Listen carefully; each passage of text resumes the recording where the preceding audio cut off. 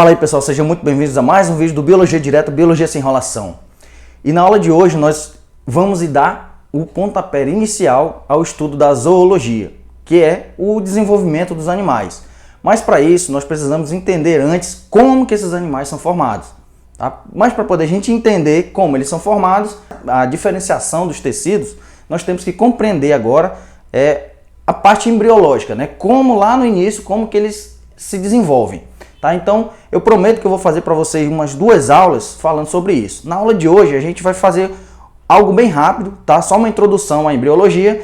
E na aula 2, a gente aprofunda um pouco mais esse assunto para a gente poder dar o início ao estudo da zoologia propriamente dita, tá bom? Então, hoje, nós vamos falar aí sobre a embriologia. Aí você deve estar se perguntando, professor, mas o que é a embriologia? A embriologia é o estudo do embrião. Aí vem outra pergunta, mas o que é um embrião? Então eu coloquei 2 imagens aí para vocês, que são justamente as imagens que certas pessoas confundem, tá?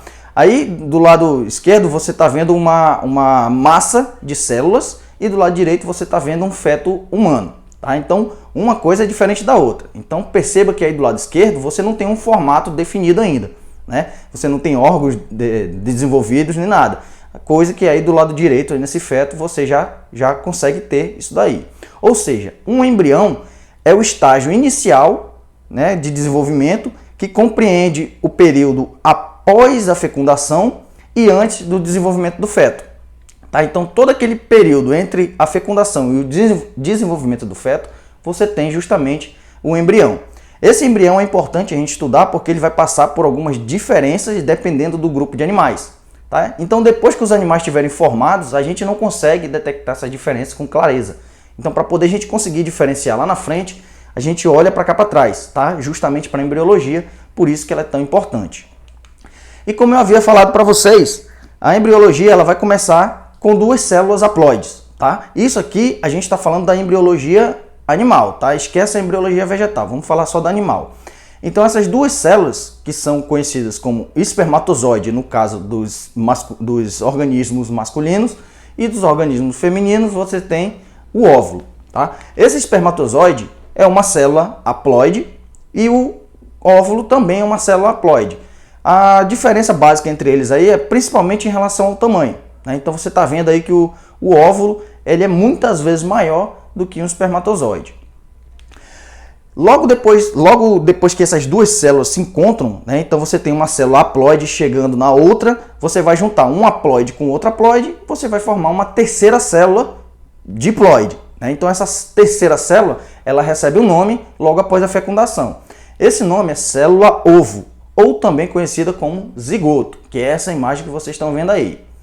Para a gente poder entender como é que é esse zigoto por dentro, eu fiz aqui meio que um gráfico para a gente poder entender. Então perceba que essa célula aqui que eu estou representando, nessas 2 cores, é apenas um tipo de célula, é um tipo de zigoto que nós encontramos no reino animal. Tá? Então, como eu falei para vocês, na próxima aula a gente vai aprofundar um pouco mais esse conteúdo e aí nós vamos ver os tipos de zigotos diferentes que existem. Tá? Então, mas basicamente eles são formados pelas mesmas estruturas e mesmas partes, né? Vamos dizer assim. Então, observa aí na figura. Você está vendo agora aí uma célula globoide, né? Uma célula ovoide, o zigoto, e ele tem basicamente 2 cores, uma parte branca e uma parte mais amarelada. Essa parte branca, lá na ponta de cima, na ponta superior, você está vendo um pontinho preto. Esse pontinho ele representa o núcleo desse zigoto. E na parte posterior ao núcleo, você está vendo uma região amarelada. Né? Essa região amarelada ela recebe um nome, ela tem o nome de vitelo. Esse vitelo é uma substância de reserva para esse embrião enquanto ele estiver dentro do ovo, enquanto ele for zigoto, enquanto ele estiver se desenvolvendo. Tá? Então ele vai se alimentar justamente desse vitelo. É por isso que eu disse que existem diversos tipos de zigotos, tá? Porque os animais vão se desenvolver de forma diferente. Tem animal que se desenvolve dentro do ovo, tem animal que se desenvolve dentro da barriga e assim sucessivamente. Então tudo isso a gente vai ver. Esse vitelo ele é constituído basicamente por proteínas e lipídios. Tá? Então é basicamente essa a fonte de reserva desses embriões. Essa parte branca aí que vocês estão vendo, ela é chamada de polo animal. o polo animal ele é justamente a região onde tem menos vitelo, a região onde encontra-se o núcleo e as demais organelas citoplasmáticas. Tá? Então aí você vai encontrar a maior parte do citoplasma da célula, juntamente com as outras organelas.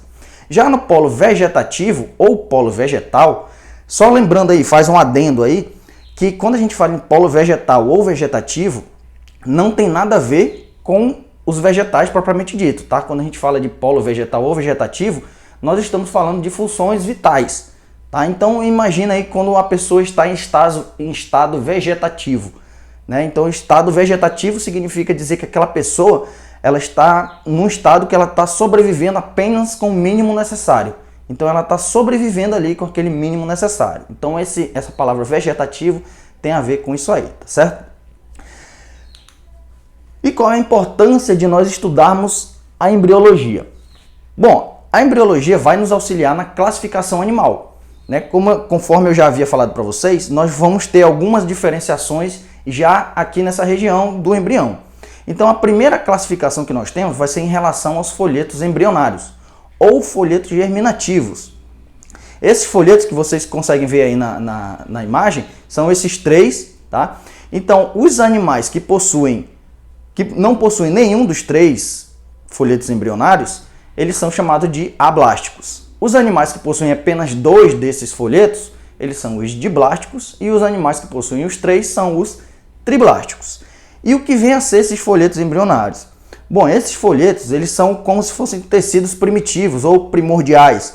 Então, baseado nesses tecidos, os órgãos vão se diferenciando, tá? Para formar os demais sistemas. Então, dependendo do grupo, se ele é ablástico, diblástico ou triblástico, você vai ter diferenciações na formação desses órgãos. A próxima classificação tem a ver com a estomia, ou seja, a formação da boca do indivíduo. Então a gente tem dois grupos, os protostomados e os deuterostomados. Esses animais, quando eles são protostomados, ele significa dizer que a boca deles surge primeiro. Professor, e da onde que surge essa boca? Então olha para essa imagem aí de novo. Você está vendo que essa imagem ela tá circular, redonda. Imagina que nós cortamos ela ao meio e ela tem essa aparência. Lá na parte de baixo você está vendo uma entrada, né? E uma seta dizendo qual é o nome dessa entrada, que se chama blastóporo. Esse blastóporo, na verdade, ele é uma invaginação dessa célula, que nós vamos ver lá na aula 2. É uma invaginação onde vai ser esse furo, ele vai dar origem ou à boca ou ao ânus. Se esse furo está dando origem à boca ou ao ânus, o restante lá para dentro vai dar origem ao tubo digestório, né? Então esse blastóporo, quando ele dá origem primeiro à boca, depois o ânus, nós chamamos animais de protostomados. Ou seja, esse prefixo proto, ele significa justamente antes, né, anterior. Então, a boca, quando ela surge antes do ânus, ele é um protostomado. No caso do deuterostomado, o prefixo deutero significa posterior. Ou seja, o animal ele é formado primeiro pelo ânus, depois pela boca. É claro que existem algumas exceções. Tem alguns animais que só formam a boca, não formam o ânus, tá? Mas isso também nós vamos ver nas aulas subsequentes. Outra característica é em relação ao celoma. Esse celoma, ele é uma cavidade corporal onde você encontra as vísceras dos animais. Tá? Então tem animais que possuem, tem animais que não possuem. E tem animais que possuem um pseudoceloma. Então esse celoma, imagina aí, eu não sei se vocês já viram um frango, quando ele está congelado, logo depois que você descongela, ele tem uma abertura na barriga, né? Então quando aqueles órgãos foram retirados, aquela fica um buraco oco no meio do frango. Aquele buraco oco era onde estavam armazenados as vísceras daquele frango, né? Então como elas foram retiradas, fica aquele buraco oco, que é justamente o celoma. E a nossa espécie também possui esse celoma, tá? Então se você imaginar aí, tirando os órgãos que estão na sua cabeça, onde que fica localizados os demais órgãos do seu corpo? Justamente nessa região do tórax aqui, né? Então, todos os seus órgãos estão armazenados dentro de como se fosse uma gaveta, né? Organizando todos esses órgãos. Então, eles estão meio que soltos ali dentro, só encaixados anatomicamente, tá?